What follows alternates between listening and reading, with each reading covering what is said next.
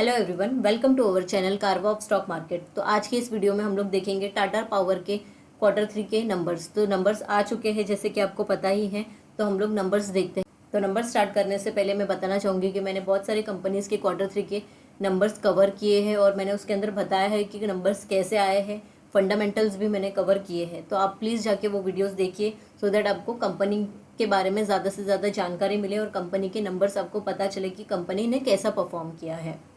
तो अभी हम लोग स्टार्ट करते हैं टाटा पावर के फाइनेंशियल क्वार्टर 3 के नंबर्स। तो ये यहाँ पे देखेंगे आप लोग, तो क्वार्टर 3 के नंबर्स है और ये प्रीवियस क्वार्टर का नंबर है और ये प्रीवियस ईयर का सेम क्वार्टर का नंबर है। ठीक है, तो इसने टोटल इनकम कितना जनरेट किया है, तो 15,294 करोड़ का और प्रीवियसली था 16,029 करोड़ का। उसके पहले था 14,401 करोड़ का, यानी ईयर ऑन ईयर देखेंगे हम लोग ने तो कंपनी ने ग्रोथ दिया है और क्वार्टर ऑन क्वार्टर डिक्लाइन हुआ है टोटल इनकम में। फिर कंपनी का टोटल एक्सपेंसेस देखेंगे तो कंपनी ने कितना खर्चा की है, 14,254 करोड़ का एक्सपेंसेस है to generate income of 15,294 crore का।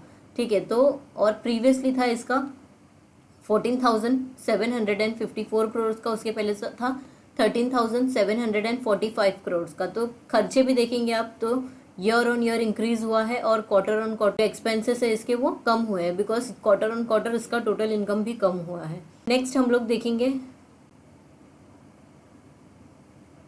फिर हम लोग देखेंगे कंपनी का प्रॉफिट बिफोर टैक्स। तो कितना है कंपनी का प्रॉफिट बिफोर टैक्स, 1,488 करोड़ का है। प्रीवियसली था 1,230 करोड़ का और उसके पहले था 1,864 करोड़ का। तो आप यहाँ पे देखेंगे year on year basis decline हुआ है प्रॉफिट बिफोर टैक्स में और क्वार्टर ऑन क्वार्टर बेसिस देखेंगे तो ग्रोथ है।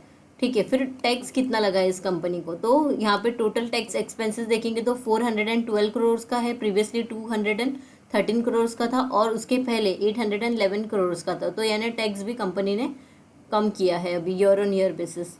फिर उसके बाद में net profit for the period यहाँ पे देख लेंगे तो कितना है, 1,076 करोड़ और प्रीवियस क्वार्टर में था 1,017 करोड़ का और उसके पहले था 1,052 करोड़ का। ईयर ऑन ईयर बेसिस देखेंगे तो प्रॉफिट फॉर द पीरियड कितना है, इंक्रीज हुआ है और क्वार्टर ऑन क्वार्टर बेसिस देखेंगे तो भी प्रॉफिट इसका थोड़ा इंक्रीज हुआ है। ज़्यादा इंक्रीज नहीं हुआ है लेकिन थोड़ा बहुत इसमें ग्रोथ है। नेक्स्ट हम लोग देखेंगे टोटल कॉम्प्रिहेंसिव इनकम कितना है, 1,181 करोड़ का, प्रीवियसली था 1,190 करोड़ का और उसके पहले था 1,140 करोड़ का। यानी ईयर ऑन ईयर देखेंगे तो ग्रोथ है, क्वार्टर ऑन क्वार्टर बेसिस देखेंगे तो टोटल कॉम्प्रिहेंसिव इनकम जो है वो थोड़ा सा कम हुआ है। फिर कंपनी का हम लोग ईपीएस देख लेंगे तो ईपीएस कितना है कंपनी का, 2.50 था पहले प्रीवियस ईयर के सेम क्वार्टर में, फिर इसका जो फिर इंक्रीज होकर 2.93 हुआ और अभी इस क्वार्टर में है 2.57। इसका डाइल्यूटेड देखेंगे तो 2.95 था प्रीवियस ईयर के सेम क्वार्टर में और फिर 2.74 हुआ, उसके बाद में अभी के क्वार्टर में इसका है 2.96। तो यानी कि यह क्वार्टर ऑन क्वार्टर बेसिस देखेंगे तो अर्निंग पर शेयर इसका इंक्रीज हुआ है डाइल्यूटेड में। ओके, और ईयर ऑन ईयर बेसिस देखेंगे तो थोड़ा सा इंक्रीज हुआ है, ज़्यादा इंक्रीज नहीं हुआ है। अभी हम लोग कंपनी का कंसोलिडेटेड परफॉर्मेंस देख लेते हैं तो इसके अंदर है Q3 FY24 और ये प्रीवियस क्वार्टर का है, प्रीवियस ईयर का सेम क्वार्टर का है Q3 FY23 और इसका डिफरेंस है ये।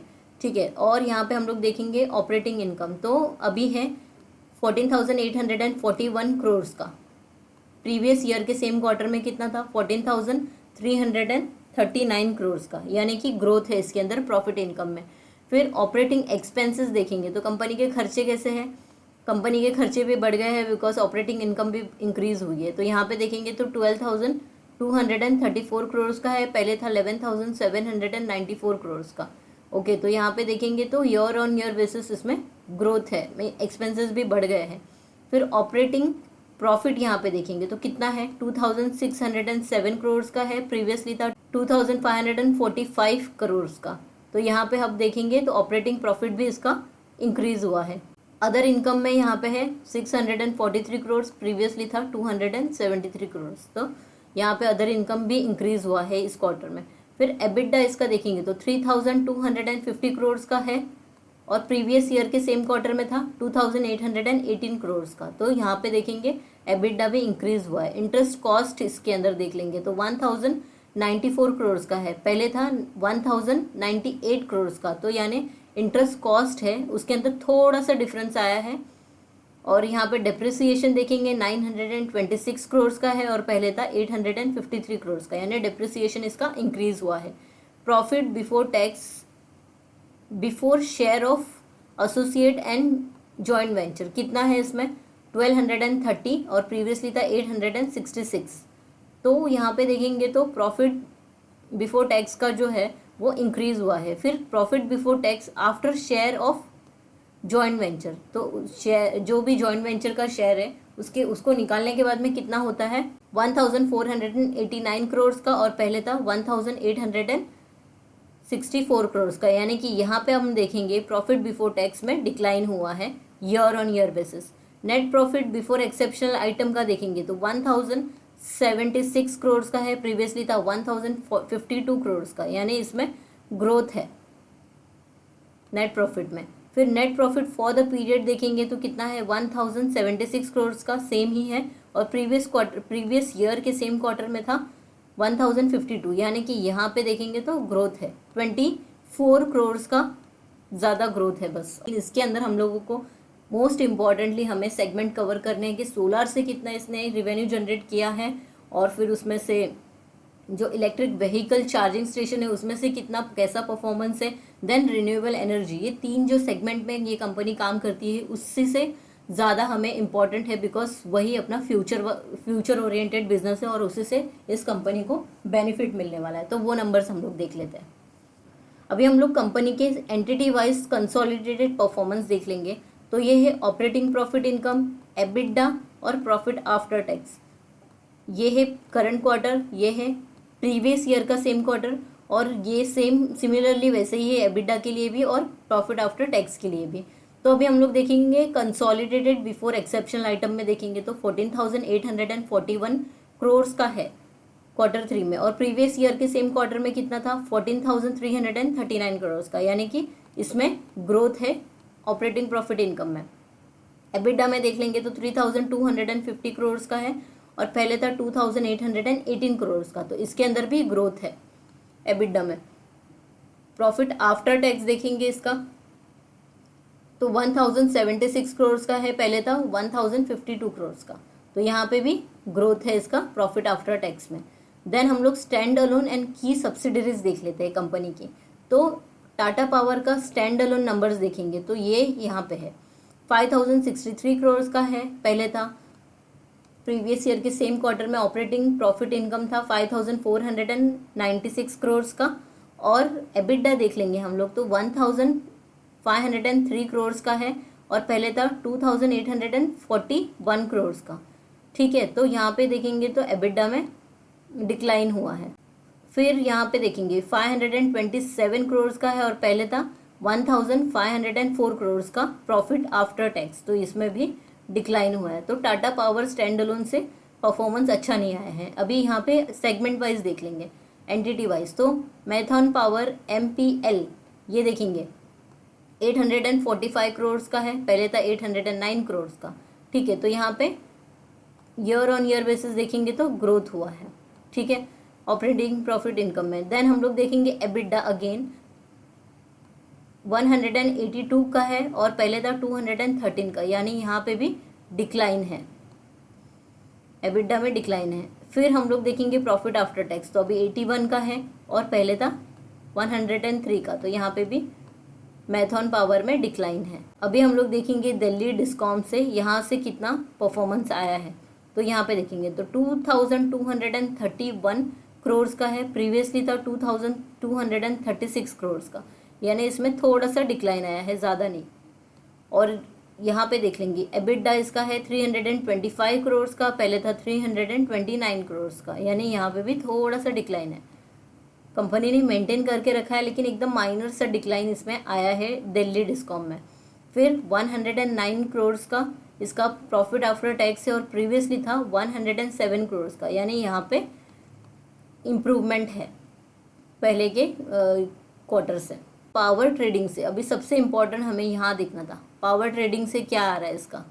तो 65 करोड़, पहले था 120 करोड़ का ऑपरेटिंग इनकम फिर अभी यहाँ पे देखेंगे एबिडा है 46 करोड़ का और पहले था 31 करोड़ का एबिडा। तो यहाँ पे देखेंगे तो इंक्रीज हुआ है पावर ट्रेडिंग में। देन प्रॉफिट आफ्टर टैक्स देखेंगे तो 33 करोड़ का है और पहले था 21 करोड़ का, यानी इसमें भी ग्रोथ हुआ है कंपनी को। देन हम लोग देखेंगे solar EPC, engineering procurement construction से। तो यहाँ पे देखेंगे तो सबसे ज़्यादा अच्छा परफॉर्म किया है कंपनी ने, और यही हम लोगों को एक्सपेक्टेड है कि कंपनी सोलार से रिलेटेड या रिन्यूएबल एनर्जी या ईवी सेक्टर में जो भी हो गया वहाँ पे ज़्यादा से ज़्यादा परफॉर्म करना चाहिए। और वैसे ही यहाँ पे सोलर ईपीसी का देखेंगे तो 4037 करोड़ का है और प्रीवियस ईयर के सेम क्वार्टर में था 1430 करोड़ का, यानी कि इसमें ग्रोथ दिया है कंपनी ने।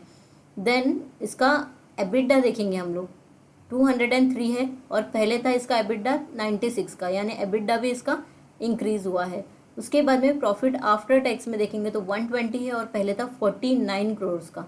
तो यहाँ पे प्रॉफिट आफ्टर टैक्स में भी ग्रोथ दिया है सोलर में। नेक्स्ट हम लोग देखेंगे रिन्यूएबल जनरेशन, ठीक है।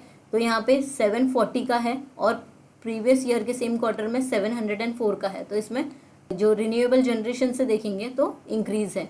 फिर अभी एबिडा देखेंगे तो 614 है और पहले था 654, यहाँ पे एबिडा में डिक्लाइन हुआ है। देन प्रॉफिट आफ्टर टैक्स देखेंगे तो 54 करोड़ का हुआ है और पहले था 92 करोड़ का, यानी profit after tax renewable energy generation में डिक्लाइन हुआ है।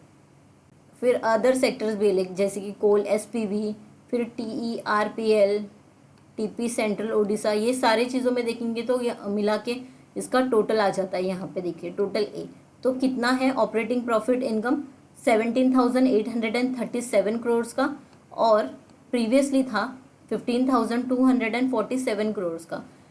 एबिडा इसका था 3,322 करोड़ का और पहले था 4,445 करोड़ का, यानी एबिडा में डिक्लाइन है, लेकिन प्रॉफिट इनकम में ऑपरेटिंग प्रॉफिट इनकम में ग्रोथ है। देन उसका प्रॉफिट आफ्टर टैक्स देखेंगे तो प्रॉफिट आफ्टर टैक्स में डिक्लाइन हुआ है। अभी के क्वार्टर में है 916 करोड़ का, पहले था 1675 करोड़ का, ठीक है। तो ये था स्टैंड अलोन डेटा। फिर एलिमिनेशन, फिर एक्सेप्शनल आइटम, वो सब मिला के इसका जो टोटल परफॉर्मेंस बन जाता है तो 14,841 करोड़ का है, पहले था 14,339 करोड़ का ऑपरेटिंग प्रॉफिट इनकम, यानी कि इसमें ग्रोथ है। ओवरऑल देखेंगे इसमें तो ग्रोथ है। देन इसका एबिडा देखेंगे तो 3,250 करोड़ का है, पहले था 2,818 करोड़ का, यानी कि इसमें भी ग्रोथ है। प्रॉफिट आफ्टर टैक्स में देखेंगे तो 1,076 करोड़ का है, पहले था 1,052 करोड़ का, यानी इसमें भी ग्रोथ है। तो ओवरऑल कंपनी ने ईयर ऑन ईयर बेसिस अच्छा परफॉर्म किया है। अभी कंपनी का हम लोग solar utility scale EPC updates देख लेंगे। तो ये ऑर्डर बुक हम लोग देखेंगे कंपनी को कैसे मिली है। तो ये कस्टमर्स कौन है, टाटा पावर ग्रुप भी खुद एक कस्टमर है टाटा पावर का। फिर SJV इसके कस्टमर है, NTPC, NLC, NHPC, NHDC, SECI, फिर अदर्स, ये सब लोग इसके कस्टमर्स है। और यहाँ पे देखेंगे तो सबसे ज़्यादा ऑर्डर बुक कहाँ से मिली है, 7,412 करोड़ का ऑर्डर बुक मिला है टाटा पावर ग्रुप से। फिर SJVN से मिला है 3,542 करोड़ का। NTPC से मिला है 1,810 करोड़ का ऑर्डर बुक। फिर NLC से मिला है 1,452 करोड़ का ऑर्डर बुक। NHPC से मिला है 1,171 का ऑर्डर बुक और NHDC से मिला है 369 का ऑर्डर। फिर SECI से मिला है 35 करोड़ का, अदर से मिला है 96 का। तो टोटल कैपेसिटी एज ऑन 31 दिसंबर 2023 का मेगावाट में देखेंगे तो टोटल कैपेसिटी कितनी है, 3,612 का 12 मेगावाट का ऑर्डर बुक मिला है। और इसका ऑर्डर बुक एज ऑन 31 दिसंबर इन करोर्स में देखेंगे तो 15,885 का ऑर्डर बुक मिला है इसमें टोटल।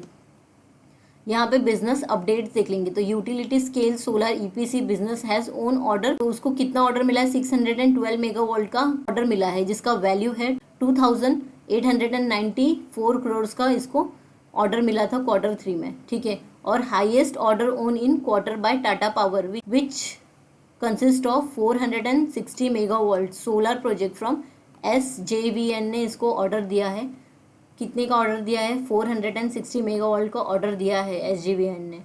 और यहाँ पे देखेंगे हम लोग NTPC ने ऑर्डर कितने का दिया है? 152 मेगावाट का ऑर्डर दिया है टाटा पावर को। अभी हम लोग टाटा पावर EZ चार्ज का देख लेंगे। तो यहाँ पे बिजनेस हाईलाइट्स दिया है। टाटा पावर ने और इंडियन ऑयल कॉरपोरेशन ने टाई अप किया है और डिप्लॉय करने का बोला है 500+ EV charging points across India. फिर पार्टनरशिप किया है इस कंपनी ने कानपुर म्युनिसिपल कॉरपोरेशन के साथ में। क्या किस लिए किया है? चार्जिंग स्टेशन डिप्लॉयमेंट के लिए किया है, इंफ्रास्ट्रक्चर डिप्लॉयमेंट के लिए किया है। फिर agreement signed with Assam government to roll out charging network in Guwahati city.